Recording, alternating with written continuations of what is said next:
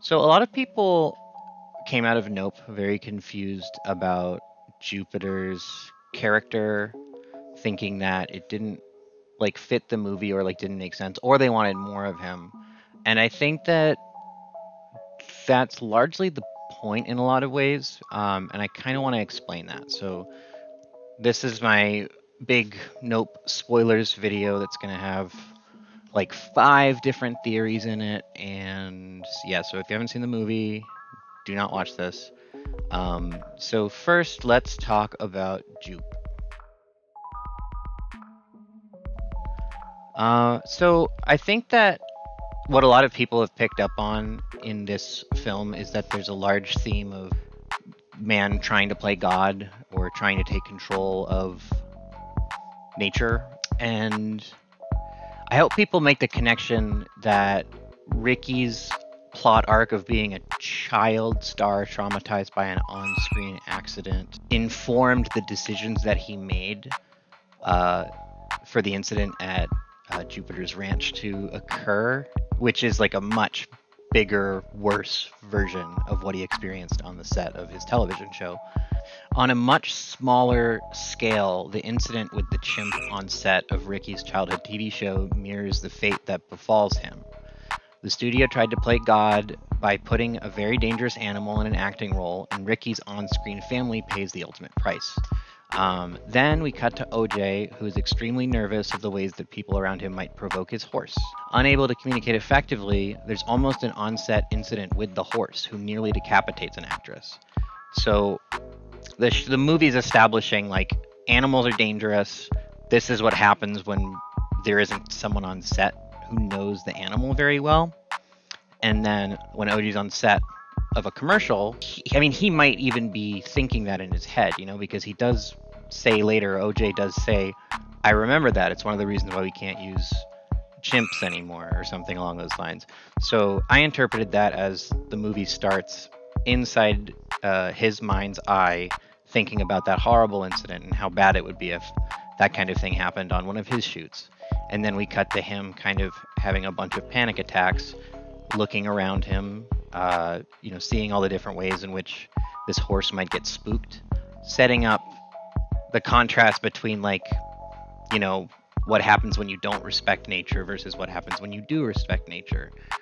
Later, when we catch up with Ricky again, Jupiter, same guy, we see the memorabilia, the spectacle that became of his childhood tragedy. He references a particularly funny SNL skit about his entire experience. There's a Mad Magazine cover that's lampooning the event in a way that's nightmarishly close to home, because the cover is just as ridiculous as the event. It's a monkey in a birthday suit massacring a bunch of people. Ricky's trauma is very specific in a way that sets up his fate with pitch-perfect irony. The monster, chimpanzee, was both the thing that made him famous and took away that fame. Later, he tries to capture that same fame again. He's built this empire. You get the sense that he has like a reality show and that he's been kind of trying to recultivate some kind of following ever since. And he sees this natural phenomenon that he's been experiencing as something that he can sell, as another spectacle, as another pop culture moment. Like, he wants his own pop culture moment, one where he's not just a casualty, because at the end of the day, the monkey that killed all of his friends became the star of that spectacle. The film is very unsubtle about the fact that Ricky's family, his real family, are also his co-stars. So there's this theme of, Ricky's life repeating itself, except this time the stakes are higher, the monster's much bigger, and instead of taking away his on-screen family, he loses his entire family, along with the audience and himself, all swallowed up by the spectacle, made to scream out over the hilltops so everyone can hear, and then ultimately converted to waste. Later, OJ is able to tame the creature because he's really given time and thought into understanding it, which is the same instinct we see him using during the first act, warning people around him not to spook the horse. He's the first to figure out that it's not a ship, He notices that it's behaving like an animal the first time he encounters it. Meanwhile, Ricky's family only sees the tropes that Hollywood has cooked up about these flying saucers. He lays out the merchandise, the little green men, the cliches, which makes him extremely unprepared for what's coming, which is not an intelligent race of aliens, but a very large, dangerous animal.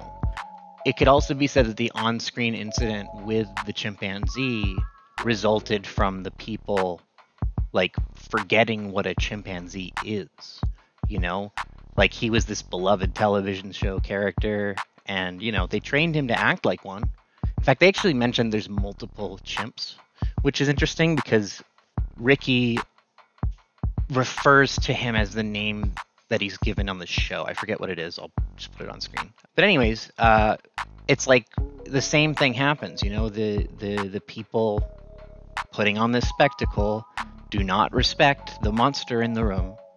They don't understand it. They choose not to understand it, actually. They choose to see it as something else, which is another thing that Ricky does, which is another brilliant part of that character's arc, is that he chooses to remember his childhood trauma the way that SNL captured it. You know, like, he chooses to remember the spectacle and not the actual event and how he was an active participant in the event. Next on C-SPAN, earlier today, the Pentagon released a tape seized in Sunday's raid in Pakistan, purporting to be Osama bin Laden's last will and testament. The tape runs about 3 minutes. Allah be praised. That's basically my take on the whole Jupiter arc. I think that as a contained story would also be like it felt very Junji Ito, the way that his like introduction as this like terrible traumatic childhood event, then later his ultimate fate is like a somehow even crazier, worse on a cosmic scale fate for him and his entire family because he didn't learn his lesson. And I think that's really cool. I think it's such a good aspect, and it's an underrated aspect of the movie. Like, people complain that like Ricky's not in the movie enough, but I think that that's the point. You know, you've got this this literal amusement park with this like famous person who's got a more interesting backstory than the main characters, and we don't focus on that. We focus on, you know, the people who make the magic happen, the people who train the horses and shoot the films and, you know, make the special effects. I mean, that didn't come into it because it was a real thing, but you get it. The whole movie was like a love letter to filmmakers and not movie stars, if that makes sense. The last thing I want to talk about with the whole Ricky thing is that people wonder the significance of the shoe.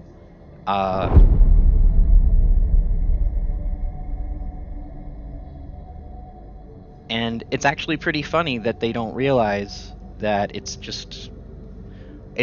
literally just waiting for the other shoe to drop, which is the saying that basically means like someone's breaking into your home, you hear one footstep, and then you're waiting for the other shoe to drop because danger is coming. Jupiter spent his entire life waiting for the shoe to drop. He even has a shrine to it. He has it suspended in the position that it was in, which means he sees it as some kind of miracle, obviously. And as you know, OJ says, what's a bad miracle? So.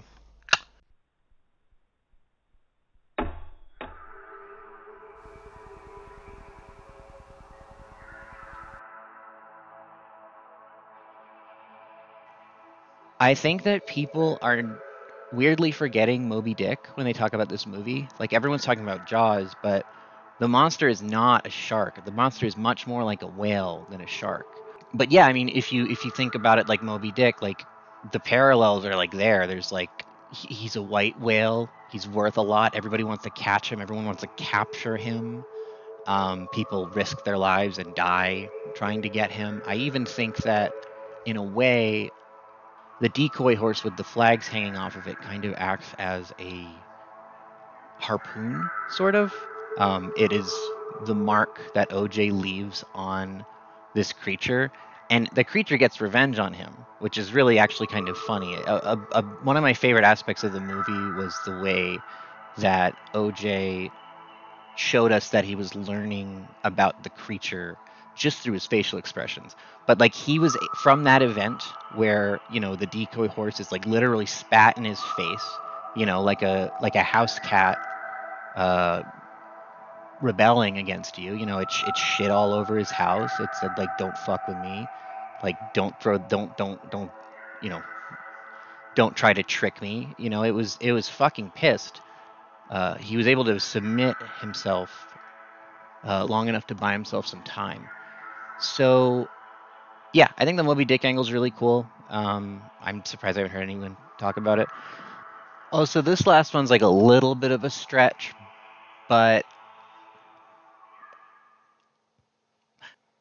in Moby Dick, I believe that the reward for catching the white whale was like 1 gold doubloon, which is a coin, and OJ's father is murdered by a coin.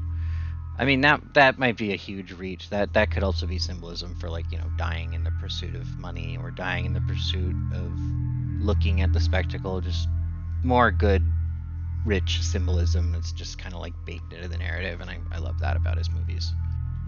So I actually decided to look into this a little bit more, and I think that I'm completely on the money with this one. Haha, on the money.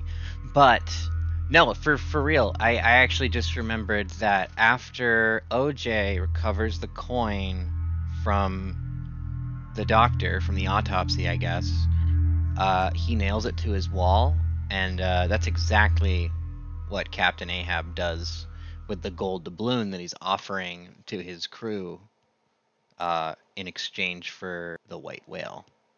So I am definitely correct about that. Maybe it just seems like too much of a coincidence. Like, coin nailed to the wall, white whale. It's Moby Dick. It's not Jaws. So another thing that I thought was kind of interesting was the recurring balloon stuff. I'll just list some of it. I know it's probably been discussed to death, but, you know, balloons caused Gordy's rampage. Many early UFO sightings ended up being weather balloons. The monster is a balloon. It looks like a balloon. It's filled with air. You know, it's a balloon. It's soft. It's stretchy. And there's even the flag that gets caught on it makes it look like a balloon. You know, like with a string coming off the bottom. So, and then, you know, the arm flailing tube men, and then killing it with a giant balloon. That stuff's not super interesting to me. I don't think. I think that as a motif, it's very nice, but I don't think that Jordan Peele is trying to say anything about balloons specifically. My favorite thing to talk about, though, and I haven't seen anyone else talk about it, is the fact that the monster is a fucking camera. I don't know if you noticed, but the movie opens with us, the audience, in our seats. We have a direct view of the monster's eye. We hear the screams. You know, we hear the people that it's tormenting for our entertainment. And that eye, that square thing, is like a dead ringer for a digital camera sensor. I'll just, like, you see what I mean? Like, it looks like that. And if you want to go a step further, I would argue that its mouth, the fact that the eye is right behind the mouth, which is essentially an aperture, like, the monster is a camera, and I think that makes a lot of sense. I mean, it's not literally a camera, but you know what I mean. It's there are aspects of it that are designed after a camera because the movie has so much to say about cameras. And there's so many different cameras in the film. Another thing I realized while I was going back through this was the opening scene where we are looking at this great big camera sensor and hearing the screams around us was very reminiscent of the experience of being in a theater when there's other movies playing on the other screens nearby, and you just kind of like catch a little rumble. You know that some crazy shit's going on.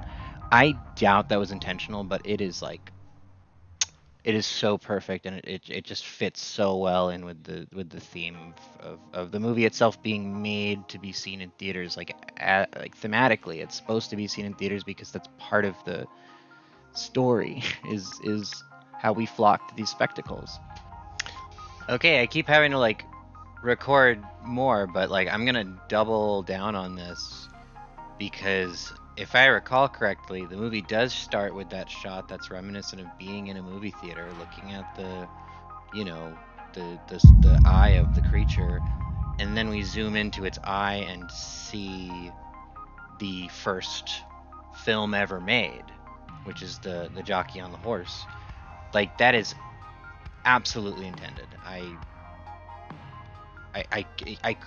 You couldn't convince me otherwise. It's absolutely got to be intended. Although that horse right there is not intended. I actually just happen to like this blanket. Anyways, and when you look at it that way, if you look at this movie as a movie about, you know, making films, and a film about how spectacle gets bigger and bigger as the budget gets bigger and as the camera gets bigger and as the screen gets bigger. I mean, he did film this with IMAX cameras, and it almost seems really fitting that his monster is like the ultimate camera, and it's looking back. And not only is it looking back, but it's drawing us in and destroying us and taking away our identities. So I think the film's central anxiety comes from the creation and exploitation of spectacle and death, etc. The monster, and I haven't seen anyone point this out either, the monster literally amplifies the screams of its victims. Like, people say like, oh yeah, you can hear them screaming, but like, that's really high up. Like, those screams have to be so loud to be like audible from the ground, and even when it's just one horse or just one guy, you can hear them screaming in agony throughout the land. I think that that is the monster's way of broadcasting the things that it's shooting. You know what I mean? It is documenting these tragedies and destroying the people, like, in the process, stripping them of all their belongings and their identities. You know, they just turn into paste. And meanwhile, it broadcasts that shit far and wide to scare people and to keep them intimidated. Which, you know, I think that that aspect is made even more chilling by the fact that we also learn that the monster can kill whenever it wants to and chooses to keep its victims alive. That's another flex that it was doing on OJ in that scene where it came to terrorize his house. It said, like, you don't want to end up in here, do you? Listen to their screams. Look at what I can do. If we read the quote, actually, let's see.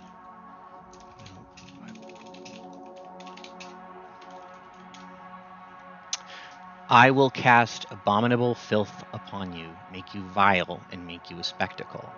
I think those words are coming straight from the monster's mouth. Not literally, but, you know, that's how the monster feels. It is a god. We are pathetic, and we're trying to defeat it, so it's gonna punish us by making us into fireworks. Which is what it does to those people who try to, you know, turn it into a show. If we view this metaphor altogether, we have a situation that exploits the anxiety of being caught up in the spectacle long enough to be devoured by it, which is something we do every day when we consume content and watch tragedy after tragedy and react.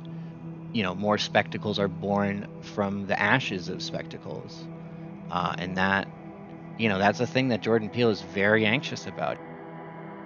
Look, this is a society of the spectacle. And I think that the idea of spectacle harms us in many ways, whether it's something we are so obsessed by that we give it too much power because it has a spectacular nature to it, or if it's because we use the spectacle to distract ourselves from the truth. We have this very dark